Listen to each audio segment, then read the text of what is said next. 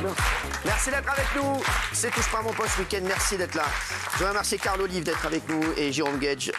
On revient sur cette commission qui vous a passionné, hein, vous aussi, puisque hier vous étiez très très nombreux à nous suivre et j'ai vu qu'il y a plus de 500 000 vues sur les réseaux. Et là, 500 000 vues sur l'audition d'hier. Donc c'est super. Une vertu, c'est que les gens apprennent ce qu'est une commission parlementaire. Et Non, mais alors, vous aviez des questions. Plus on, puis, pardon, mais c'est comme le Rassemblement national à l'Assemblée nationale. C'est plus on vous rentre dedans, plus ça vous fait monter. Hein. Oui. C'est ce qu'on a dit hier. C'est ce que on dit ça, on dit rien. Oui, Jean-Michel. Oui, moi, quand j'ai regardé la commission hier, je me suis dit quand même, j'ai trouvé que c'était un peu stalinien dans le sens que les questions étaient plus importantes que les réponses. Les gens qui posaient certaines questions, ils n'écoutaient même pas les réponses. Ils étaient sur leur téléphone après, ils étaient contents pas du cinéma, enfin du côté théâtral, ils avaient fait, ils étaient contents, ils avaient lancé un pic, ils étaient contents. Moi, je trouve qu'au moment où il faut renouveler des canaux, le plus important quand même, c'est de faire la balance entre le côté positif et négatif.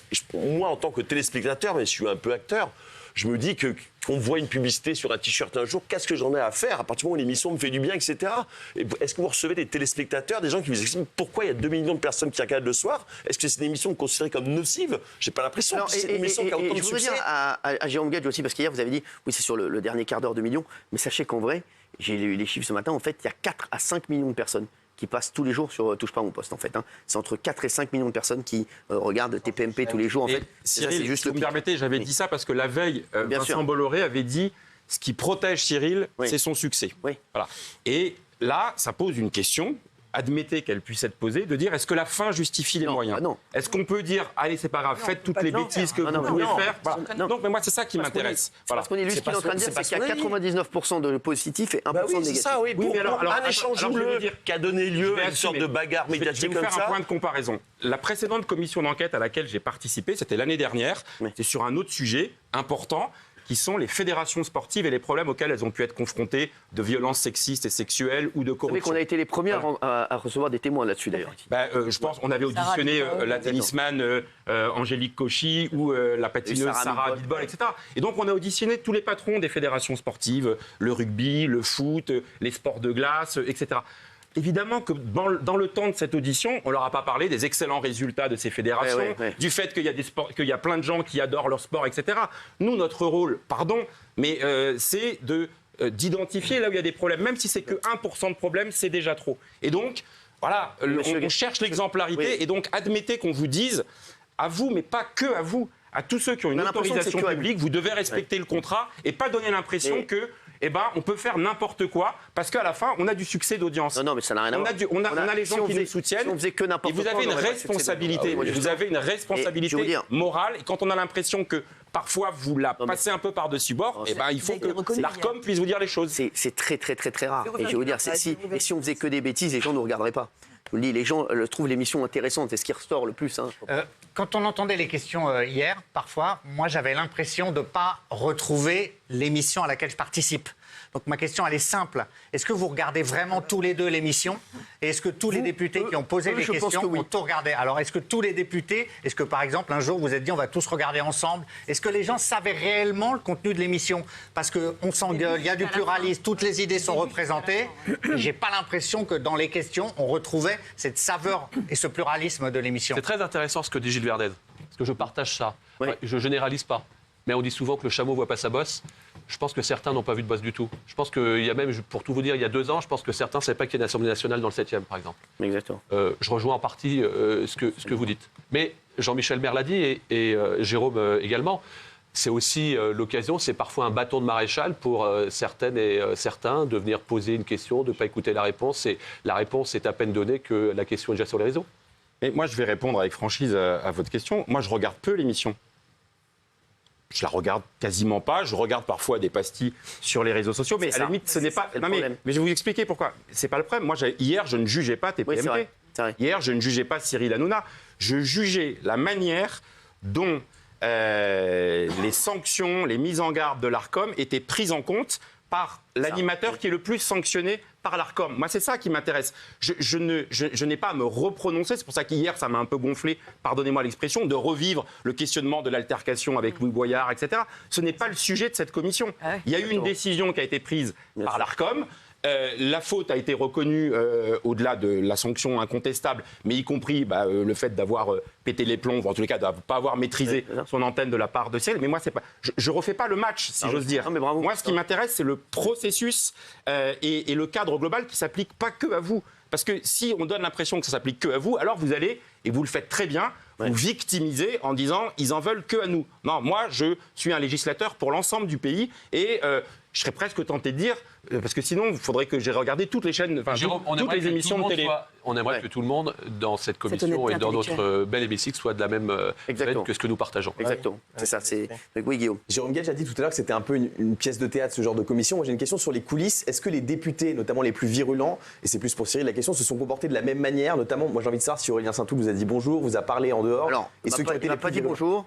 Sinon, il y a des députés qui sont venus me dire bonjour. On s'est salué même de loin avec certains députés, mais il m'a pas dit bonjour, mais on s'est dit au revoir.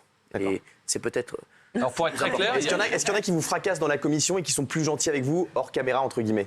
Il y a eu votre collègue qui était à côté de vous, qui m'a fracassé pendant la commission et qui après était assez sympa. Mais il m'a dit c'était juste posé. Après il pose des questions, il m'a dit il n'y a rien de. Et globalement, ce que vous dites, vous avez raison, il n'y a pas de coordination telle que fut un temps il pouvait y en avoir entre les groupes de façon intergroupe pour savoir dans quel ordre, sur la proportion également. Alors là pour le coup c'est pas une émission de télévision quoi. Il n'y a pas de chemin de fer, il n'y a pas de conducteur. Ce serait bien parce que parfois on peut avoir les mêmes questions à un quart d'heure de fin. Et puis une autre chose, je me suis fait la réflexion hier parce que vous êtes dans un groupe et que vous avez déjà posé une question 3 jours auparavant. Par exemple, si hier, Michel Denisot avait été quelqu'un qui venait auditionner, peut-être qu'il n'aurait pas pu poser sa question, parce qu'il est arrivé trop tard dans la liste. Voilà, c'est la différence entre la certification et la qualité dans ce pays. Alors, Carl Olive et Jérôme Guedj, j'ai une question à vous poser. Pour vous, est-ce que vous avez appris des choses sur le groupe Canal+, sur ses dirigeants, au cours de ces auditions, ou est-ce que, au bout de toutes ces auditions, vous dites en fait, c'est ce qu'on avait en tête et on n'a rien appris de plus? Non, moi j'ai appris des choses. On l'a évoqué tout à l'heure, vous avez répondu factuellement aux questions que j'ai posées. Et ça alimentera une proposition à l'avenir sur la manière dont les animateurs producteurs doivent être aussi responsabilisés sur ce qui se passe sur leur antenne. Ce que j'ai appris, parce que on a parlé de l'audition de Vincent Bolloré, moi il y a plusieurs journalistes qui m'ont dit on n'a pas appris grand-chose, mais comme c'est un capitaine d'industrie assez avare de ses paroles, c'était quasiment une interview en live pendant 2 heures. Et donc il y a le surmoi qui s'exprime, il y a l'homme profond. J'ai été frappé, je vous le dis, et chacun l'apprécie, c'est pas un élément de la commission d'enquête, mais questionné sur son parcours, il a beaucoup mis en avant ses convictions religieuses personnelles. Quasiment le deuxième mot, c'était, et ce qui est parfaitement son droit. Voilà. Le seul problème, je vous le dis, moi je trépignais de ne pouvoir intervenir à ce moment-là. Quand il a été interpellé sur l'incident, vous savez, sur 75 millions de victimes de morts de l'IVG chaque année dans l'émission Enquête d'Esprit, il a reconnu l'erreur qui a été faite, mais immédiatement, il l'a ramené dans une lecture personnelle de son histoire personnelle d'un IVG que sa femme avait connaître en disant « j'ai regretté de lui avoir demandé de faire ça ». Et il a eu une phrase que je vous le dis terrible, mais il a le droit de la prononcer, mais terrible d'un point de vue à la fois pour moi moral et aussi un peu juridique. Il a dit « entre la liberté du fœtus à naître et la liberté de la femme à disposer de son corps, c'était un choix terrible ». Et j'aurais aimé à ce moment-là, je l'ai dit d'ailleurs au président de la commission d'enquête, puisque lui seul pouvait prendre la parole, de dire la liberté du fœtus à naître, elle n'existe pas en droit français. On vient d'inscrire dans la Constitution le droit à l'IVG. Et donc d'avoir, avec beaucoup de franchise et de sincérité, Vincent Bolloré qui disent à quel point ce en quoi il croit. D'ailleurs, il a eu un petit lapsus et il a essayé de rétropédaler. Il a dit s'il y a quelque chose auquel je ne crois pas, je ne le mets pas sur mes antennes. Ce qui atteste du fait qu'il est quand même très superviseur de ce qui se passe sur les antennes. Encore une fois, il a le droit de faire ça. Mais est-ce que ça garantit le pluralisme des opinions sur ces antennes? Et donc le débat que vous posiez, je le trouve intéressant sur chaîne d'opinion ou chaîne d'information.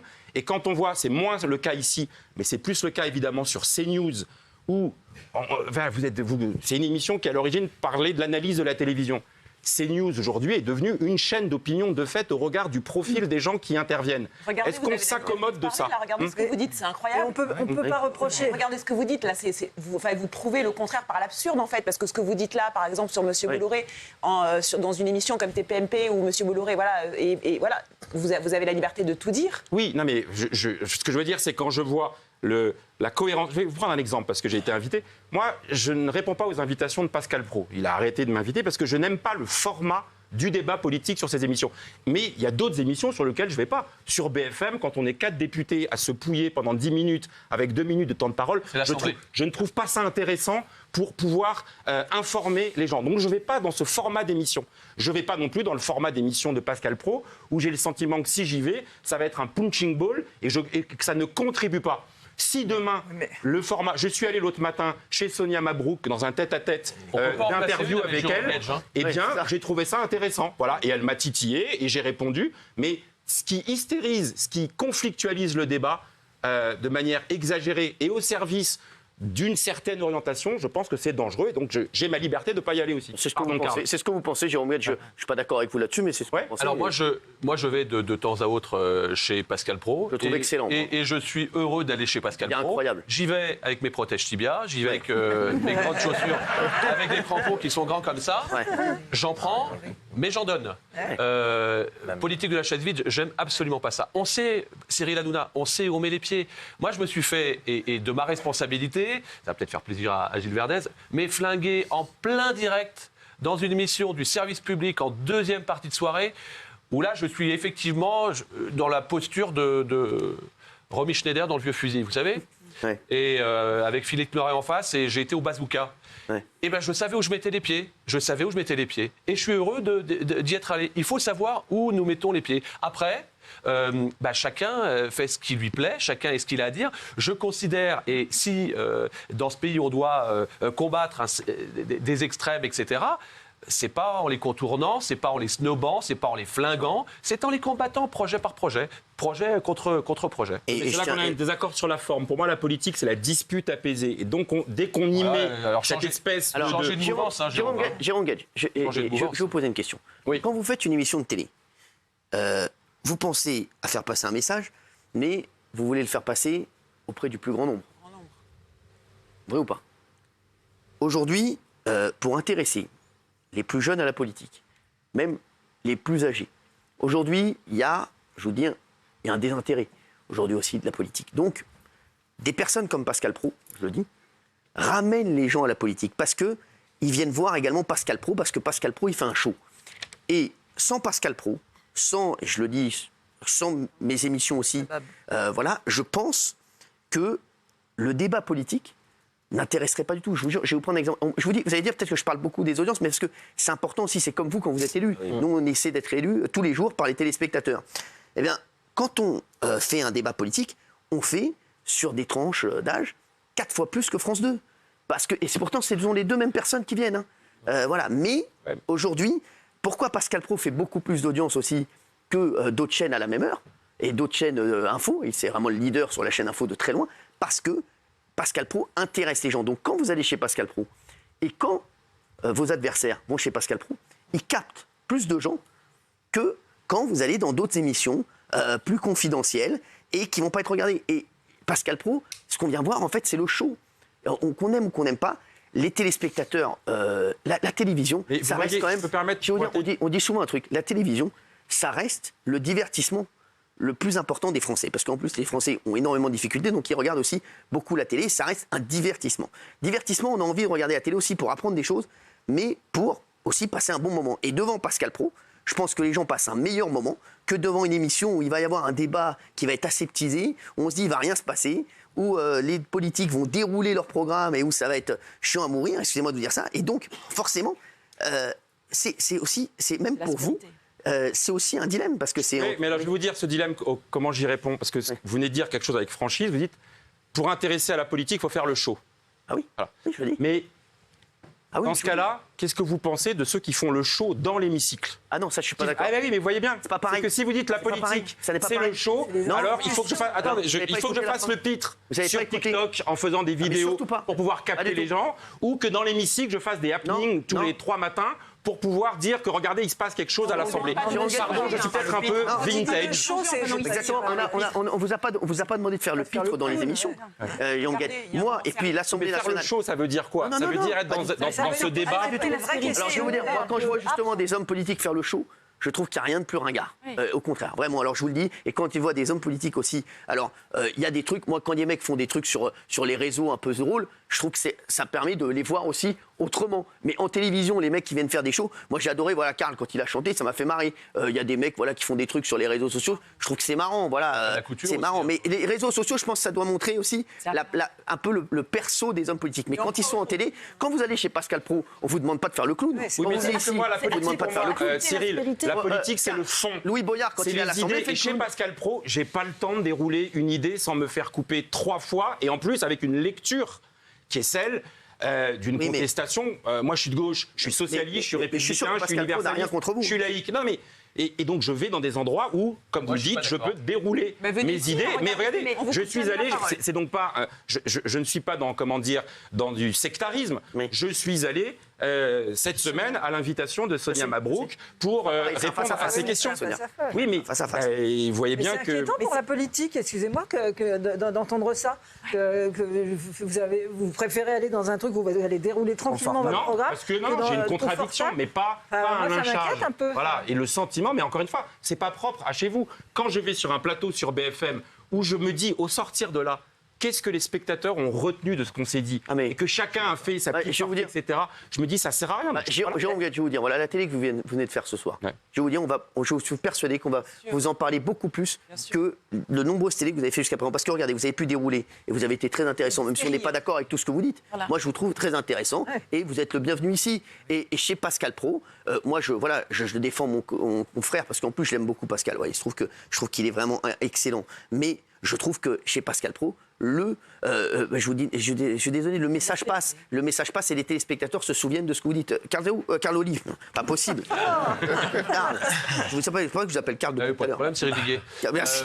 Cyril Viguier. Un tout petit exemple, vous parliez de faire le pitch. Vous n'étiez pas d'accord. Donc, cette nuit, jusqu'à minuit, on avait à l'Assemblée nationale ce qu'on appelle la niche Horizon, des collègues Horizon qui proposent, entre 9h et minuit, c'est cadré, un certain nombre de propositions de loi, notamment une qui m'intéresse particulièrement, c'est celle du retour de la fonction entre député et maire, car je considère que c'est complémentaire. C'est un cumul d'expérience et très loin des cumuls d'indemnités comme on peut donner, puisque les indemnités sont de toute façon plafonnées.